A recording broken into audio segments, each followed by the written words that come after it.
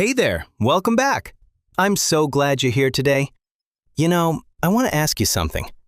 Have you ever been in a situation where you want to say something in English, you know exactly what you want to say in your language, but then you get stuck? Your brain starts working, translating word by word, and by the time you finish translating in your head, the moment is gone. The conversation moved on, and you feel frustrated. I get it, I really do. This happens to so many English learners. You're not alone in this. And here's the thing, the problem is not your English level. The problem is, you're still thinking in your native language first, and then translating. And let me be honest with you, translation is killing your fluency. It's making everything slower. It's making you tired. It's stopping you from speaking naturally. But here's the good news. Today, I'm going to share with you 3 simple steps, 3 practical steps that will help you stop translating and start thinking directly in English. These are not complicated strategies. These are simple daily habits that will change the way your brain works with English. And by the way, if this is your first time here, welcome to Daily English Flow. This is a place where we focus on real English, practical English, the kind of English that helps you communicate naturally and confidently. So, let's dive in. First, let me explain what thinking in English actually means. Because I know some people hear this phrase and they think, oh, that sounds impossible. That sounds like something only native speakers can do. But that's not true. Thinking in English doesn't mean you suddenly forget your native language. No, it means when you want to express an idea, your brain goes directly to English words, English phrases, without stopping in your native language first. It's like creating a direct connection between your thoughts and English. Think about it this way. When you speak in your native language, do you translate from another language first? Of course not. The words just come out. They flow. That's what we want with English too. We want that flow. We want that natural feeling. Now, why does translating slow you down so much? Here's the truth. When you translate, you're doing double work. Your brain has to think in your language, then find English words, then put them in the right order, then check if it's correct. That's exhausting. That's why you feel so tired after speaking English for just a few minutes. Plus, translation makes you focus on being perfect. You want every word to be exactly right. And while you're searching for that perfect word, you stop speaking. You hesitate. And fluency, real fluency, is not about perfection. It's about flow. It's about expressing your ideas, even if it's not perfect. Okay, so how do we fix this?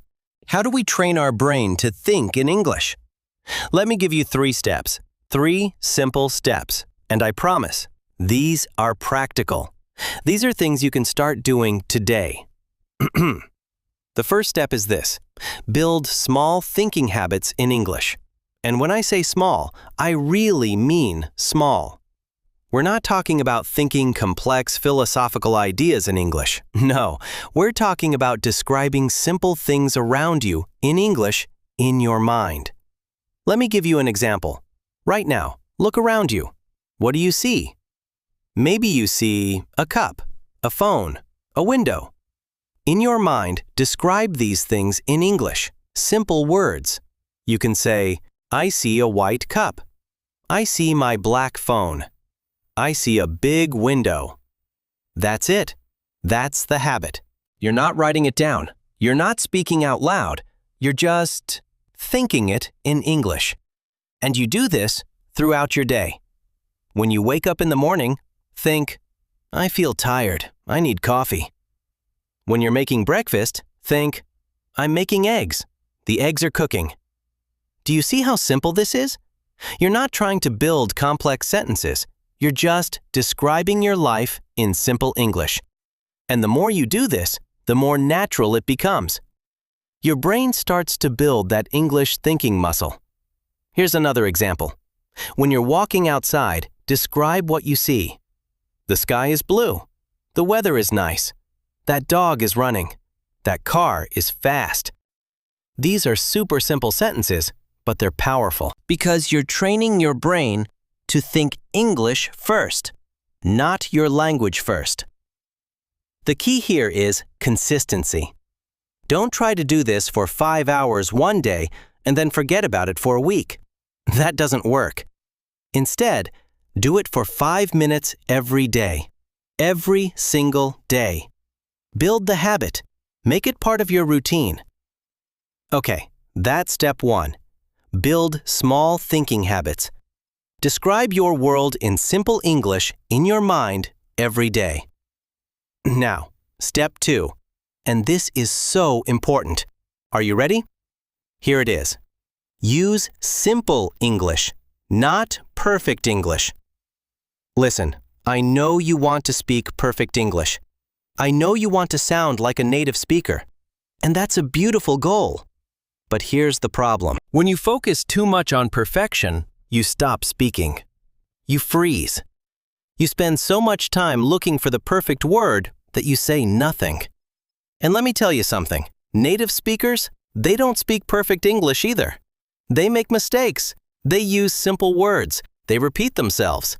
They use filler words like, well, you know. That's normal. That's real conversation. So here's what I want you to do. Give yourself permission to speak broken English. Give yourself permission to make mistakes. Give yourself permission to use simple words instead of fancy vocabulary. For example, let's say you want to talk about a complicated feeling. Instead of searching for the perfect psychological term, just say, I feel bad, or I feel confused, or I don't know how to explain. That's okay. That's communication. You expressed your idea. That's what matters. You know what? When you stop trying to be perfect, something amazing happens. You start to relax. Your brain relaxes. And when your brain is relaxed, English flows more easily. You speak more. You practice more. And the more you practice, the better you become. So step 2 is, let go of perfection. Use the English you have, not the English you wish you had. Simple English is powerful English. Simple English is real English. All right, now let's talk about step 3. Create micro-English environments. What does this mean? It means you bring English into your daily life in small ways. Because here's the thing. If you only think about English during study time, your brain sees English as something separate, something foreign, something difficult. But when you create small English moments throughout your day, your brain starts to see English as normal, natural, part of your life. Let me give you some practical ideas. First, talk to yourself in English. Yes, I'm serious. Talk to yourself. When you're alone, when you're doing daily tasks, speak in English. Out loud if you can, in your mind if you can't speak out loud. You can say things like, okay, I need to clean my room. Where should I start? Let me start with the desk. Oh, this is so messy. I need to organize this. You see, it's like you're narrating your life in English. This might feel strange at first, I know, but trust me, it works. Because when you talk to yourself, there's no pressure. There's no one judging you. There's no one waiting for you to speak. You can take your time. You can make mistakes. You can experiment with words. Another powerful technique is shadowing. Have you heard of this? Shadowing means you listen to English and you repeat what you hear at the same time. You try to match the speed, the rhythm, the intonation. You can do this with podcasts, with YouTube videos, with anything. You don't need to understand every word perfectly. Just listen and repeat. This trains your brain to think in English rhythm, in English patterns. And over time, these patterns become automatic. And here's one more idea. Change the language of your daily life in small ways. Maybe set your phone to English, or write your shopping list in English, or think of your daily plans in English. These are tiny changes, but they create those micro-English moments throughout your day. The beautiful thing about these micro-environments is they don't take extra time. You're not adding hours to your study schedule. You're just bringing English into things you already do. You're making English part of your life, not separate from your life. Okay, let's pause for a moment here. I want you to think about something. Imagine if you could speak English without translating, without hesitation, without that mental exhaustion. How would that feel? Imagine you're in a conversation and the words just flow. You're not perfect, but you're communicating. You're expressing your ideas. You're connecting with people. Doesn't that sound amazing? That's possible for you. It really is. But it requires a shift in how you practice, a shift in how you think about English. And that shift starts with these 3 steps. Let me remind you. Step 1, build small thinking habits. Describe your world in simple English every day. Step 2, use simple English, not perfect English. Let go of the need to be perfect. Step 3, create micro-English environments. Talk to yourself. Shadow English content. Bring English into your daily life. These steps are simple, but they're powerful. And the key is consistency. You won't think in English overnight. That's not how the brain works. But if you practice these habits every single day, even for just 10 or 15 minutes, you will see progress. Your brain will start to change. English will start to feel more natural. The translation will happen less and less. And one day, you'll realize, hey, I just thought that in English. I didn't translate. And that moment, that's the breakthrough moment. Now, I'm not going to lie to you. This takes time. This takes patience. There will be days when you feel frustrated. There will be days when your brain automatically goes back to translation. That's okay. That's normal. Don't give up. Keep practicing. Keep building those habits. Remember, fluency is not a destination. It's a journey. It's a process. Every small step you take, every simple sentence you think in English, every time you talk to yourself, every time you shadow a video, you're moving forward. You're training your brain. You're building your English thinking muscle. And here's something beautiful. Once you start thinking in English, even just a little bit, speaking becomes so much easier. Writing becomes easier. Everything flows better because you're not doing that double work anymore.